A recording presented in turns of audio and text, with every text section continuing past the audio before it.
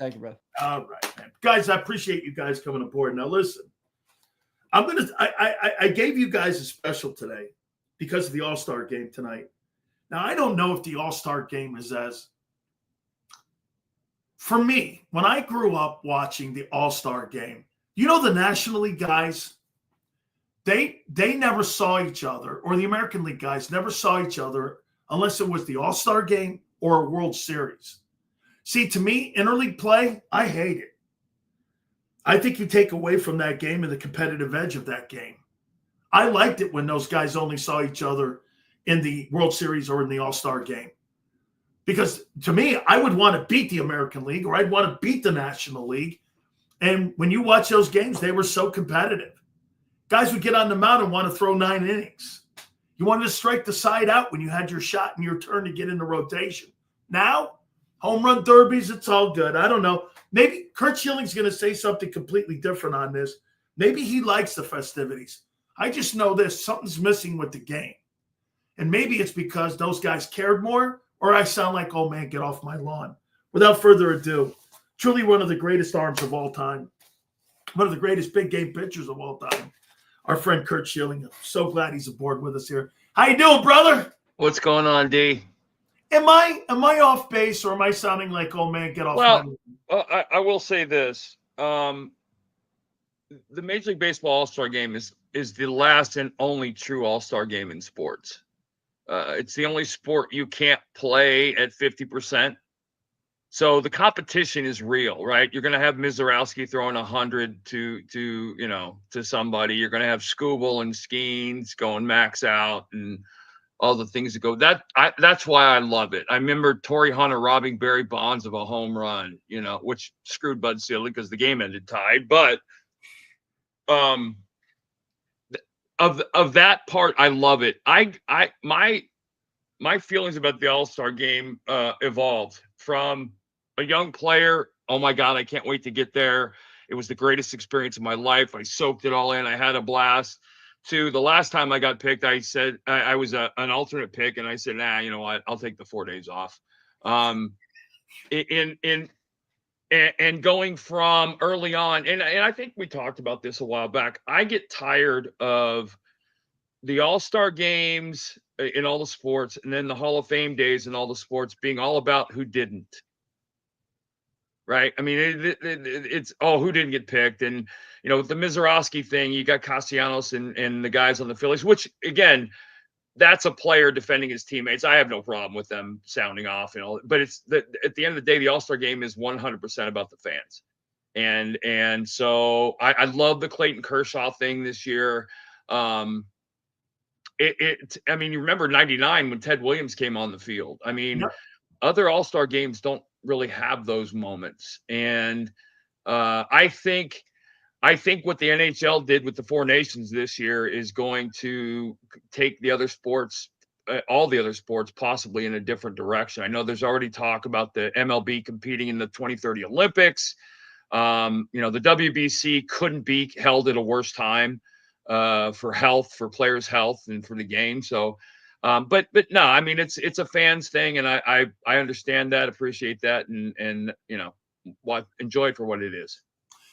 Do you have a great moment for you that, I mean, one of the cool things for me when I got a chance to be around, I went to a Pro Bowl. I wasn't named to one, but I went to a Pro Bowl, and I got to sit on the bench with Walter Payton. I got a chance to talk with him. I got a chance to talk to LT. I'm talking with some of these guys, and I'm just learning and just listening to these guys talking. I mean, was there a moment like that for you?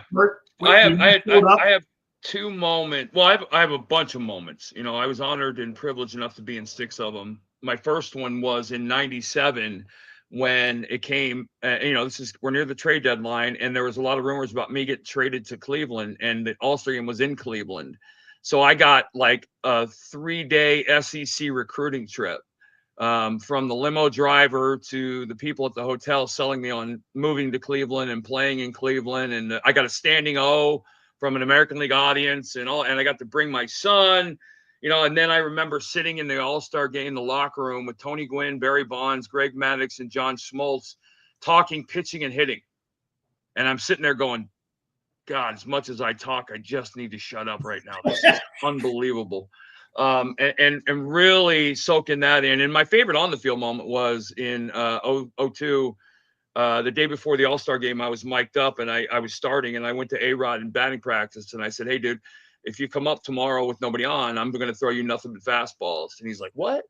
I said, "I just want to see if I can get a fastball hitter out with fastballs, the best hitter in the world, if he knows it's coming."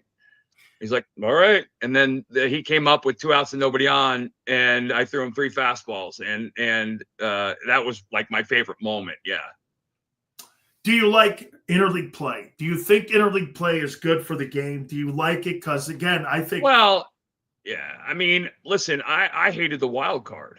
I hated all non-traditional things when I came up because I grew up a fan of the traditional game, but it worked and it was amazing and it made baseball better. And, so a lot of the thing, there are some really dumb things in the game, right? The pickoff rule is stupid and the runner on second base, I don't agree with and all that other stuff, but the game has gotten shorter and it's gotten more watchable and the game is growing. The game is doing phenomenal right now. So, I was never a fan of interleague play because I always liked the fact that we all played the same schedule in our division and the same opponents. And so the winner was the winner and, things like that. But, and the World Series was all about seeing 2 teams play and two group of players never having seen each other, which was unique and different. But, we're so far past that now. It kind of stinks, but it is, it is what it is. I had a conversation with 2 dudes, and I'm going to bring what they both said about the game today.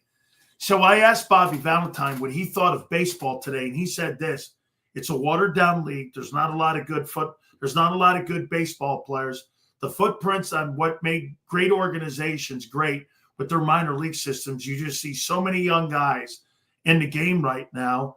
It's really watered down. There's not really a lot of great teams outside of the Dodgers, in his opinion, Curt. And he thought it was really watered down. Is he right in your opinion? When you look at today's game?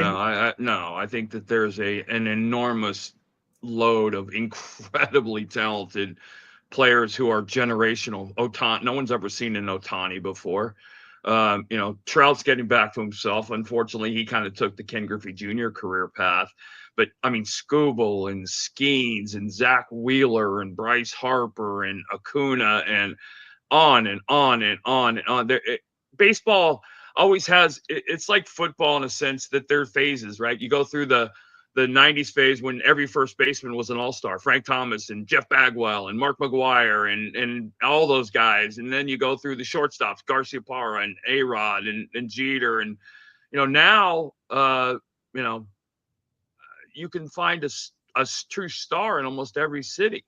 But he's right. The game has changed. Pitching is so broken in baseball from little league to the big leagues. Pitching has gotten broke, and it's a byproduct. And what the byproduct is, what you're seeing. You're seeing 5-inning starters. You're seeing a massive increase in arm injuries, and you're seeing it's broken. It's horribly broken right now, and that came with the love of velocity. And the fact is, you're watching games now where closers are walking 4 guys in an inning and blowing a lead. Mariano Rivera walked 4 guys in a month. I mean, but pitching, throwing the ball hard has become the axiom, and it's really hard to watch because pitching is an art. Like every professional player that plays a position in professional sports that is any good at what they do looks at their specific position as a true art, right? From an offensive lineman understanding, noticing hand pressure on a defensive lineman, is he blitzing, to all the little things, the nuances that make up being great at your position. Pitching is one of those, and it's horribly broken. And I was scouting the draft this year, and I scouted the top 20 pitching prospects, and I was just blown away by 20 years ago. You looked at 20 pitchers and you saw 18 deliveries with, 19 different things here and there. Today, you look at 20 pitchers, you'll see 19 guys throwing the ball the same exact way. And it's horrible. And and I've even done some things for some organizations, and I went back to an organization, and I went back and I was trying to explain to them that they shouldn't have these kids in the big leagues. They're too high picks because they're in a bad situation. The kids aren't ready, yada, yada, yada. And I said something to the effect to an owner that, hey, listen, this kid's got a 70 ERA. And the owner replied to me, well, he had a couple bad outings. And I'm like, well, no. 70 ERA is not a couple bad outings. Yeah, no. I said, but I went back and looked at this kid's video from junior college to the big leagues. He throws exactly the same today as he did in junior college. Every single person in his universe should be fired. And it's a lot of it is the money. You're spending $9 million on Paul Skeens. Coaches are going to be terrified of breaking that guy, of changing that guy. And you know, as a coach, I was never, and as being coached, I had guys who were hands-on. And I'm watching these kids come to the big leagues. There's a kid yesterday that was picked, 4th round pick from the Yankees. I want to say, Pico Cone. He was taken out of Mississippi State. He's coming off Tommy John surgery. And I'm watching this kid throw in high school and in college. And he's the same pitcher in college he was in high school. And I'm like, first off, that's a one. He's a max effort, stand tall, throw as hard as I can guy. And I'm thinking to myself, my takeaway was, I don't have a problem with the draft pick as long as you're going to put him in an organization that's going to say, hey, listen, kid, we're going to start from here. You're a long way from the big leagues. Here's what we need to fix. Here's what we need to do. And here's how we need to do it. If you're going to have an organization, if he's going to show up 4 years from now in the big leagues, you're going to have a situational lefty who's going to spend more time on the DL than he is on the roster. Wow. And it's sport-wide. It's sport-wide.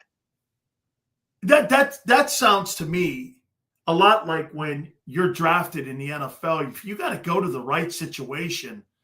Well, I mean, you know, it's like trying to change a player, like a 3-technique defensive tackle. You draft him for a nose, and you look at the guy. You ever played nose? No, I've never played nose.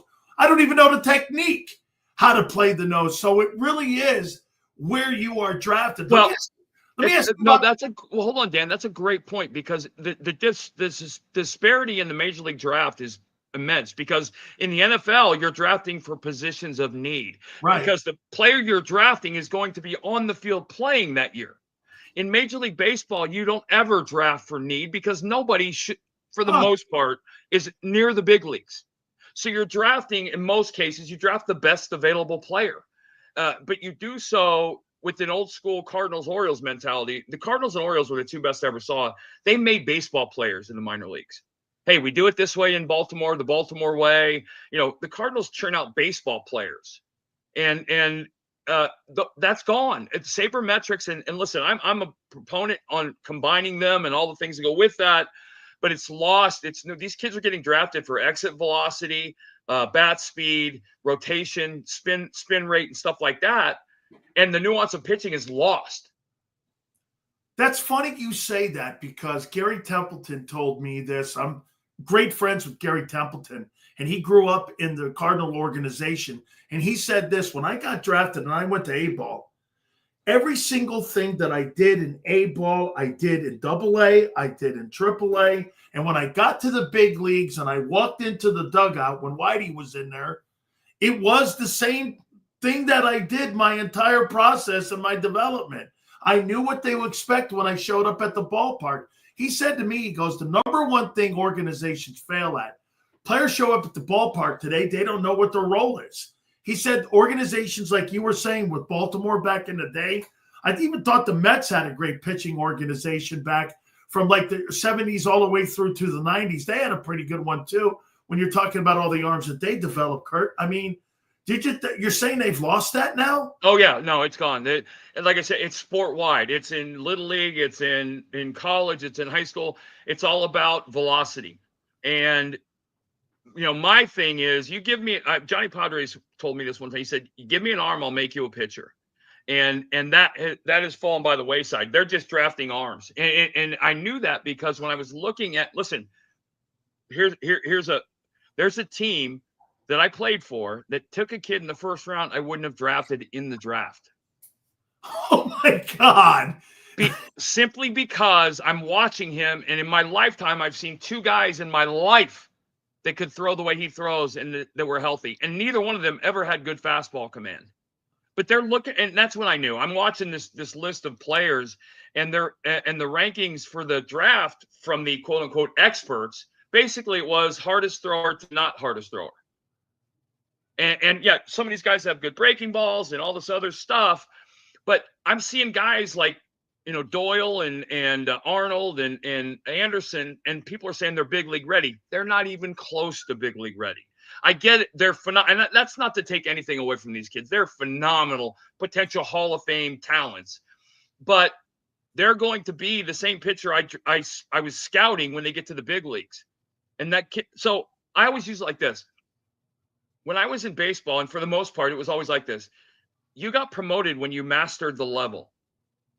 You go to rookie ball, you have a good year. You go to A ball, you have a good year. You go to double A, you have a good, that. And so when you get to triple A, you've got a toolbox full of tools that you've learned from, you get to, I can compete here. I can compete here. These guys I got to the big leagues. I drove home after my first call up with an ERA close to 10. And in my mind, I was saying to myself, okay, I'm not ready, but I can do this eventually. Because I had a toolbox of things that I had been taught that I knew would translate. These kids are showing up in the big leagues with no toolbox. And I can't think of a worse environment to try and teach a young pitcher than on a losing team, and the kid's got 150 minor league innings in. Damn. Like I had multiple almost 200 inning seasons in the minor leagues. I threw 8 or 10 complete games multiple different years. And I'll tell you, my favorite kid, the kid I would have taken in the first round with any pick would have been the kid that Padres took, Cruz Schoolcraft. 6'8" left-hander, high school or mid-90s, very advanced delivery for a high school kid, but he's still 4 years away, right? And in my mind, he's 17, 18 now. You bring him to rookie ball this year, you send him to instruction league where you get hands-on with him and you kind of work the details. He goes to A-ball next year at 19. He goes to double A at 20. He goes to triple A at 21. Maybe he spends a year and a half in double A and a year and a half in triple A. Either way, you've got a big league, bona fide, teachable, ready to go ace at 22 who's going to pitch for 15 years. I love it. Let me ask you about the Phillies. How do you think the Phillies did in the draft? I mean, listen, you can't punch out 19 in a World Series no hitter and not be on everybody's radar. I mean, the kid that they took has got a phenomenal arm. I like him. I like almost all the pitchers if you're going to draft them and develop them. But that's not what's happening anymore. There is no draft and develop. It's a race to the big leagues, and the only people getting hurt are the pitchers and the game. That's why you're seeing this enormous proliferation of injuries in throwing arms because the body can't do that. Listen, if Jacob deGrom could have stayed healthy, he would have been the best pitcher anybody alive ever saw. Wow. He had Greg Maddox's command with Pedro Martinez stuff. Insane. But if you watched him, he was kind of a max effort guy. The body's not built to do that. You can't play at 100 miles an hour every pitch. And that's just, it's lost. It's been completely lost in the game. Zach Wheeler. Oh. I'll tell you this. I didn't realize, Curt, when you look at the years that he has been putting together here, I mean, those ERAs are like Kershaw stuff. Hey, I mean, have you been surprised? No. When that free agent signing happened that year with the Phillies, I said that was the biggest free agent signing of the winter by a landslide. People ask me, and I say this very loosely. They ask, what pitcher in the game today do you think least is most like you? And Zach Wheeler's the kind of guy that I felt I certainly didn't have his level of stuff, but that was the guy for me. That innings eating, top of the rotation. Give me a game, you got to win. I want him on the mound kind of mentality. I love watching him pitch. And they're going to get every penny of that contract out of him, no matter what he does from here on out. Man, he is something else. You mentioned Kershaw with the and I liked it too. The commissioner putting him on the team. Tell me something, Curt, because you were spectacular in the postseason. This guy's ERAs and they're insane. And I think we were talking to Bob Nightingale the other day, And I told Bob Nightingale, we're never going to see a 300-game winner ever again because guys don't go 5 2/3 any longer. It's more about what the Rays did with the openers, you know? Yeah. Yep. I mean, you're never going to see that. Do you agree with that? I mean, and I look at Kershaw and say this. Why do I feel this? Boy, what a great pitcher. Spectacular. But, man, when it came to really mattering in the postseason, Curt, he wasn't you. Well, I'm taking you a 9-inning ball game. I have to win a game 7. That's who I'm looking at. Madison Bumgarner, guys like that. 9 innings. I need game 7. Is Kershaw the guy you're putting on the hill? No. And listen, let's back up. He's probably twice the human he is the pitcher. He's a first ballot Hall of Fame pitcher. I love the guy. I love everything about him.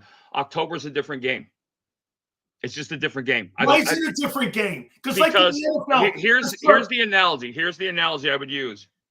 In comparison to football, October is to compare October baseball to regular baseball, comparing playoff football to regular football. Playoff football is a 2-minute drill for 4 quarters, right? Yeah. In October, so back up.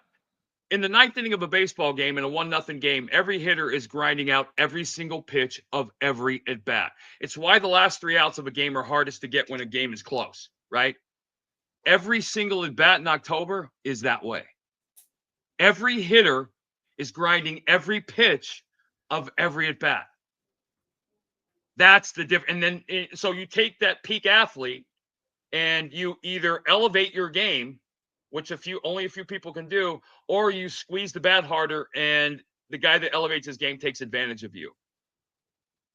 And you recognize who those guys are and you take advantage of them. But October baseball is you have to win 11 games that are played in the 9th inning with the tying run on 3rd every at bat from the pitcher's mentality. That's how I always looked at it from pitching. Let me ask you this. So Curt, when you're getting ready for a ball game, in the postseason, is every pitch, do you guys go over every pitch? You have a book on a guy, obviously, because you have it either in your mind or you actually have a book on a guy. If you're gonna address it, you sit down with your catcher, right? And you go over the approach of each and every single at bat with a guy. Guys even sitting on the pine who they may sub in to bring in, right? You're sitting down. So in the postseason, is it different than the regular season, or is it the same routine that you have in the postseason?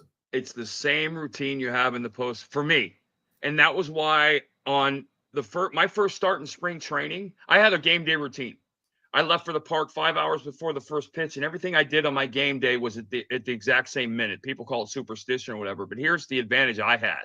On February 28th, when I'm starting against the Scranton Wilkes-Barre Red Barons in an inter-squad game in spring training, my whole day is exactly like a start in April. When I get to September and October and I'm playing in playoff baseball, the only thing that changes is the pitches I throw during the game. Every single thing, every out is always the same. So it's not, oh my God, it's playoff baseball. I knew I was going to have the adrenaline and the crowd and all the things that go with that. My day was just exactly the same. I left for the park 5 hours before. I got to the park. I did my stretching. I did my had my pregame meeting with my catcher and my pitching coach, talked to my second baseman to manage my defense. Nothing changed. So I always wanted my office, my workplace to be, I never, that we athletes have it, that miss the bus panic. Right. I never wanted to feel that on the day I pitched. So when I'm preparing for a game in the National League, I'm looking, on Monday, after I finish shutting somebody out, I'm looking at Tuesday's box scores because I want to know on Saturday, the day game, are the Padres going to catch their starter or is the backup going to catch because it's a day game? If they is going to catch, I need to study him, both of them. Who's the left-handed bat off the bench that I'm going to see in the 7th inning if it's a tight game? So I wasn't ready for the 8 guys in the lineup. I was ready for about 12 or 13 guys.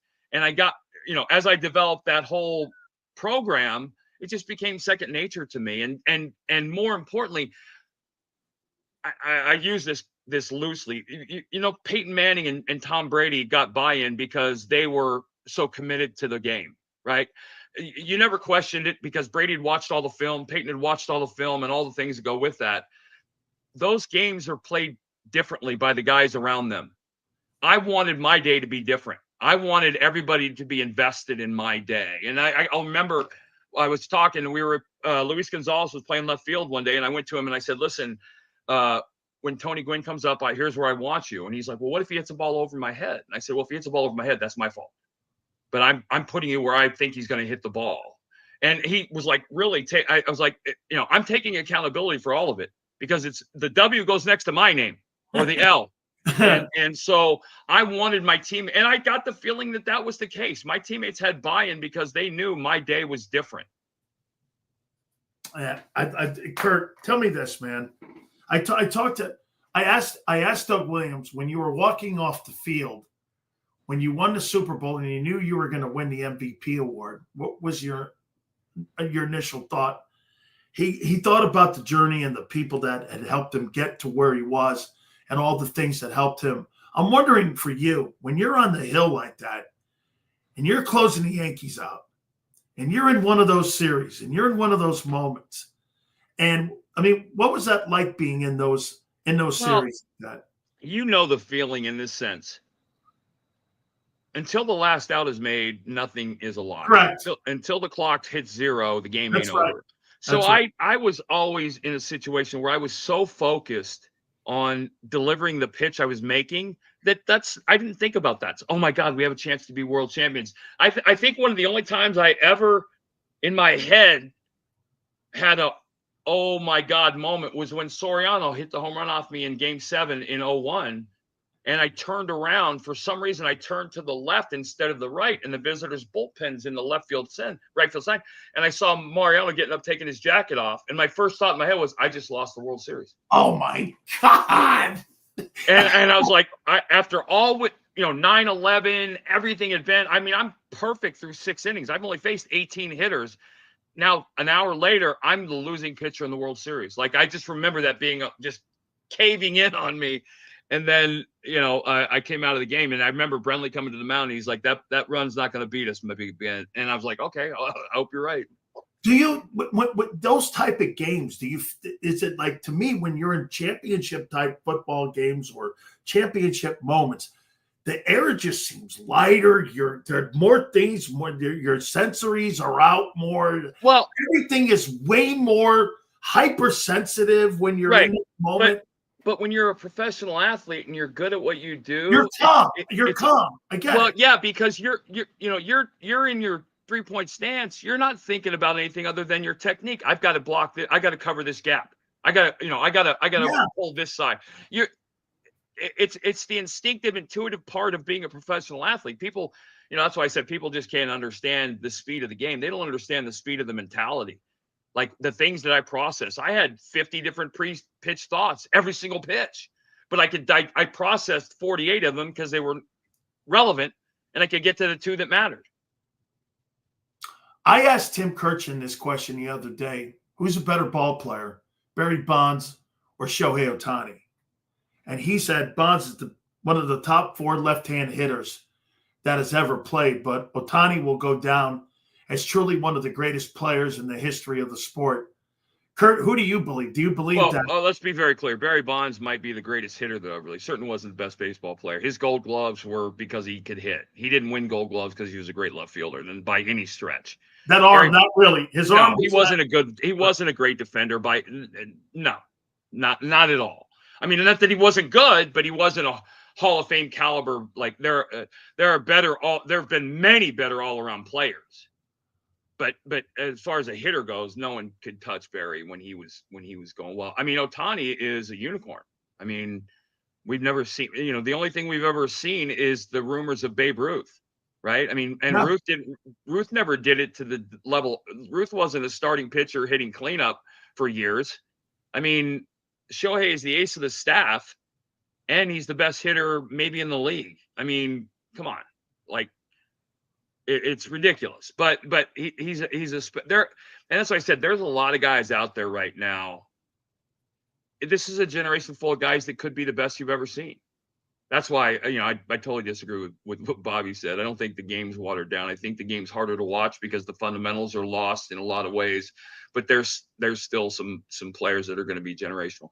Gary Sheffield said this to me. He goes, the only problem that he has with today's game is, like you mentioned, you keep mentioning Tony Gwynn, and I had a chance. I was the Padres pre- and post-game show guy, and I get to become great friends. I mean, one year I think he struck out 12 times, right? Which is insane.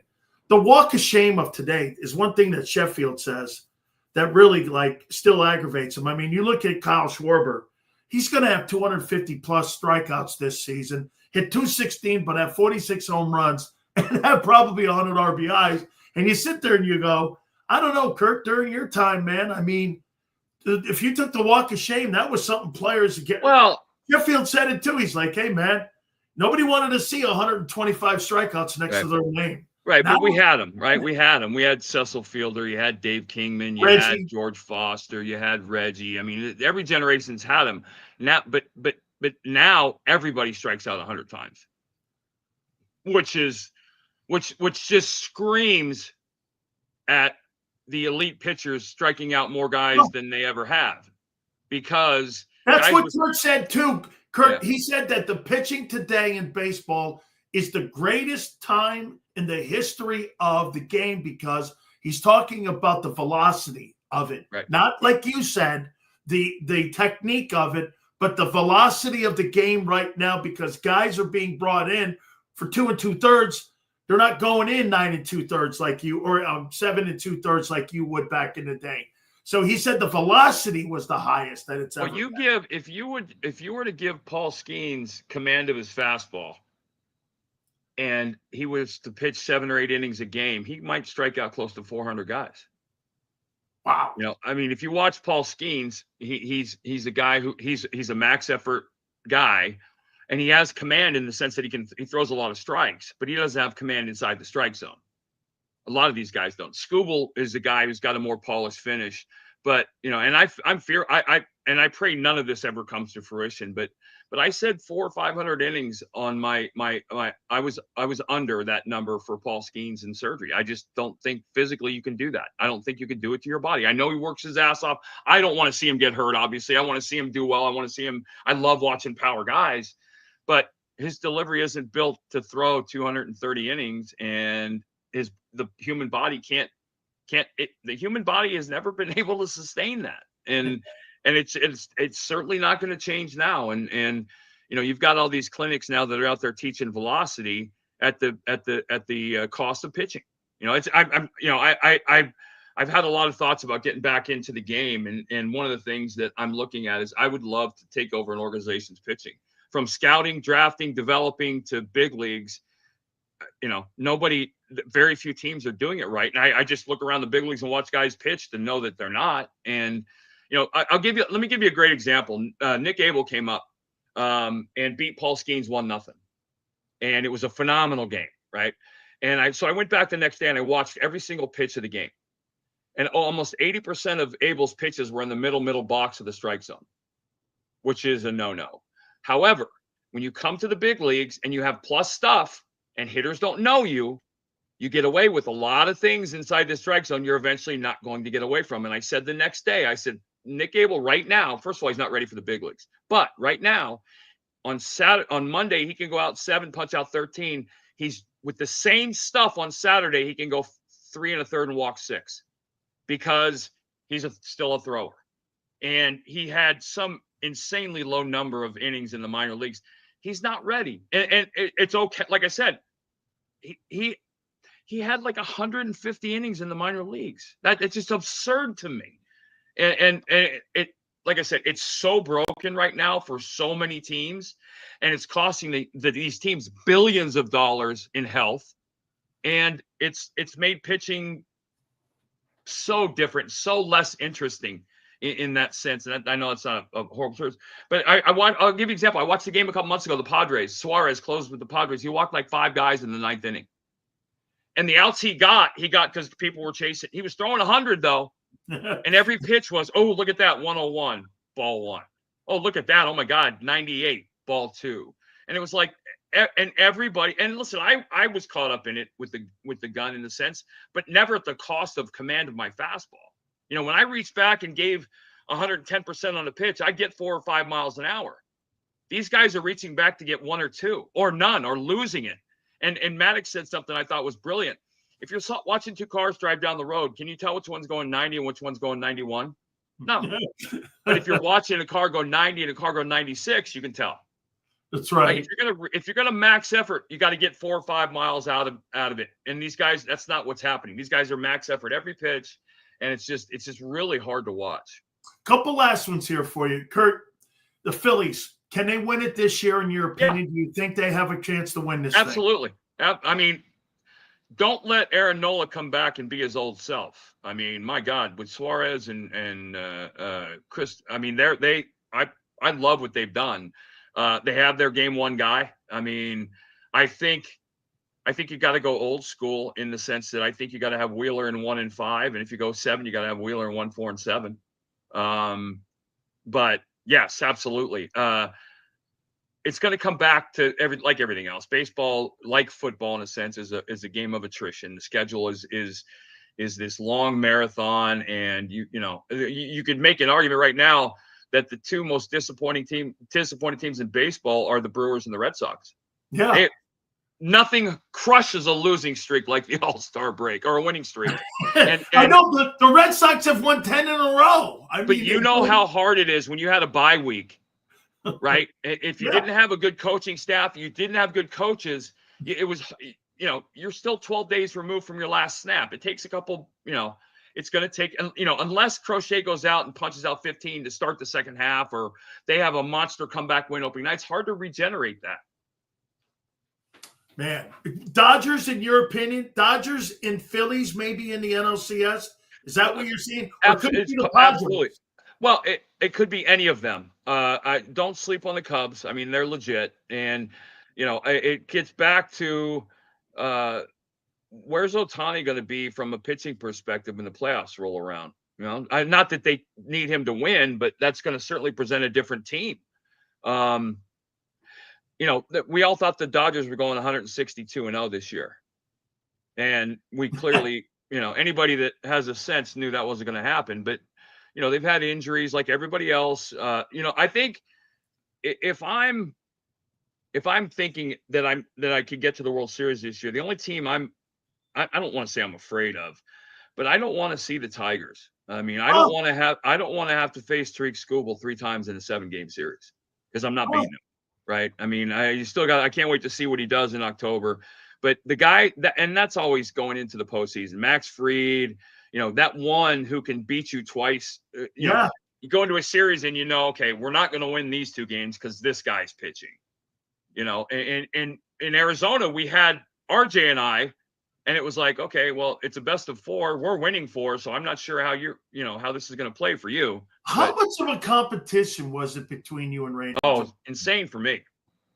Like really? Absolutely, because and it was the good competitive. Did he know it? Did he know it? I'm sure he did, and Randy had never won 20 games as a starting pitcher before we played together. So I know in some sense he won 20 in Seattle, but he got his 20th kind of vulture win in the sense. But I knew, even though he wouldn't, I think he was resentful when we played that people thought that, because he was like, I was my own guy before he got here. And that's fine. Maybe I didn't do anything for him, but I know he did a ton for me.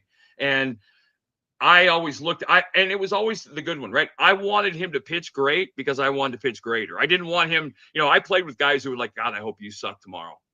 Like guys who were like, I want to do better than you, but I wanted you to suck so I can do good. Like, and I wanted, because I was every 5th day, I had a chance to see something I'd never seen before. Guy struck out 20 in 9 innings and got a no decision for crying out loud. Was it adversarial?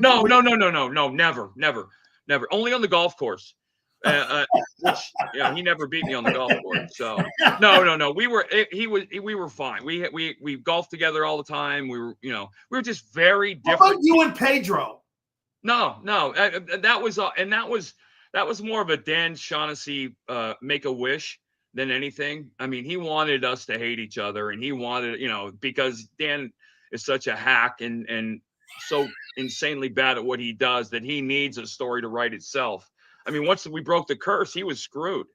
Right? His whole life was built on that. But no, because I mean, Pedro. Dan Shaughnessy either, man. I can't stand. No, he's an idiot. But the more important thing was that I read, people say, oh, you were never the number one on those two staffs. Well, you're right. I wasn't. Those two guys are in the Hall of Fame. I was okay being 1A because I knew when I got the ball, I could be every bit as good as they were. Curt, you can't. There's no way with the record you have. Well, no, but you were two. But again, Randy Johnson won 4 straight Cy Youngs, right? I would have had 2 if that bastard hadn't gone 21-0 in September 2 years in a row. But I would have never done the things I did without pitching with those guys. Never. Holy cow, man. Your greatest accomplishment individually is what? Winning the Roberto Clemente Award. Huh. What year was this? 2001.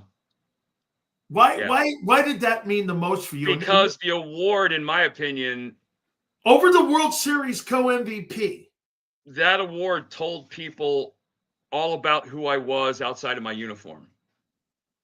Huh. And inside of my uniform, I know who I was. They could see who I was. My greatness or my ineptitude was there in data. But I lived my life in the sport, seeing, there's only so many Jason Starks and Tim Kirkchens and Rob Bradfords in the world, good, honest people that love this sport. Most of the rest of them are every bit as bad as the print media and anything else. They're just bad people. And they, you play 162 games in 181 days, and those lemmings are standing around the clubhouse every single day.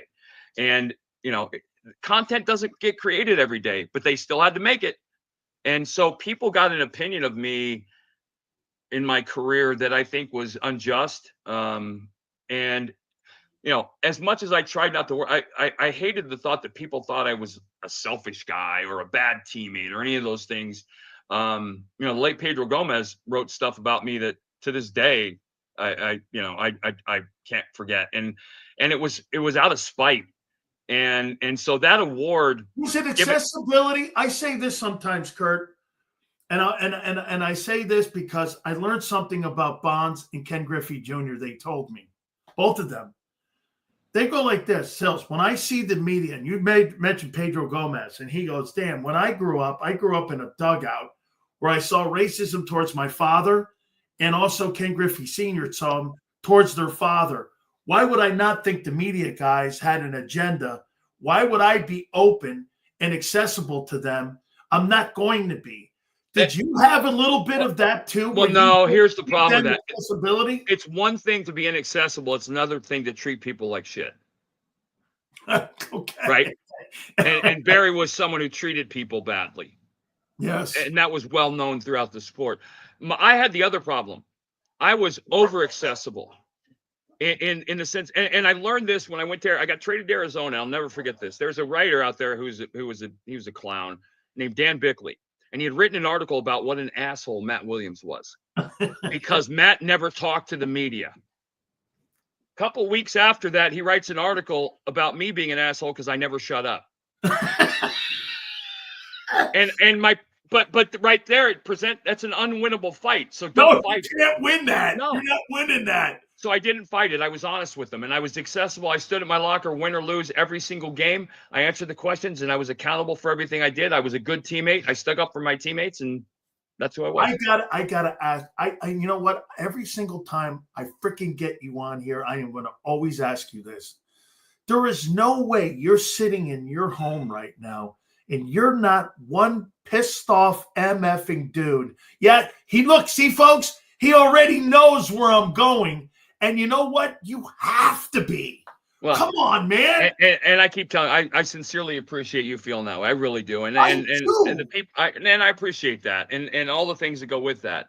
But if I get a plaque today, what changes in my life? Nothing. Right. The people that I played with aren't going to respect me more. I played the game. I told my wife I wanted to play the game and I wanted to win the Roberto Clemente Award. And I wanted every guy I suited up with, if they had their family's life on the line, win or lose game, I wanted them to want me to have the ball. And those were the two things I played for. I feel like I got most of that I've got my rings. I've got my trophies. A Hall of Fame plaque doesn't change those trophies or rings. Now, again, that's not to diminish what it is, because some of obviously the greatest players that ever lived are in there. There are also some of the worst human beings that have ever lived in there. And when the media, the writers want to call my character while voting in Bill Conlon, an alleged child molester, and they don't oust him, okay. I always use this, and I'm sure you do this too. Your disapproval, talking about these writers, your disapproval of me means I'm living life the right way. Hey, I that's the way I start to look at things too. But I got to tell you, Curt, I mean, if it's, were you political when you're not? No. This all came about after. And so this was in that span of you getting eligible to become a Hall of Fame guy, where your political views became skewed towards these writers. Right. How can you even look at some of these guys and not just start laughing? Okay, I don't have to anymore. I do laugh because they're miserable people. I've been around them. They're miserable people, and they have a reason to be, because of the and you, like I said, I told you this. There's a dynamic that exists in sports. It doesn't exist anywhere else. You've got college educated Dan Shaughnessy with his journalism degree making $100,000 a year, talking to a Dominican kid who speaks broken English, pulling down $30 million. Right. And you can feel that whole, because I was so accessible that some guys would come over to me and say things like in confidence, like they thought they were part of the team, and they were just as racist and despicable as people they didn't like. So, bro, if I had a guy have to win 9, I had to go 9 and win me a game. I mean, I'm taking you, I'm taking Dave Stewart. Yeah. I'm taking dudes like that. Dave got such great respect for you, man. He's like, Schilling's. They're all good. Well, and those were the guys that those were the guys that taught me. I mean, Dave Stewart, very good pitcher. Postseason. Took it to another level in October. Yeah. And you have to. Great. Hey, listen, thank you for putting me on that chain with your family. That was really special. Yep. And I really appreciate you, and I can't thank you enough. What's the dog's name? This is Aria. Aria has epilepsy. She's part of my animal rescue. I wanted to mention, dude, the Complete Game, my podcast. Every Tuesday, Friday, and Sunday, I'm doing a podcast called The Complete Game with my son, who's on the thread with you. Yeah. And it's just baseball. We just talk baseball. Hey, Curt, thank you for bringing me into your life. I really mean that. Always good to see you, my friend. Love you. You take care of yourself. Love you too, Curt. Thank you so much. All right, Danny. Take care, buddy. You bet. Curt Schilling. Man, do I love that guy. Holy cow. You know what? If I had, let me say this. I would be an angrier man than he is. If somebody had had a chance to put me in the Hall of Fame, and you had this ideology about me not knowing me from a can of paint, that would really bug me. And I would not be as nice as him. Man, would I be an MFer? I'm telling you, I'd be the biggest, or I'd be a bigger asshole than I am already. I mean, you couldn't, dude, the shit that this guy did to win baseball games, getting out there on the mound. And you know what? I grew up a Yankee fan, and there he was on the hill, closing the Yankees out in that series. Okay? Man. No, it's not just about the Hall of Fame.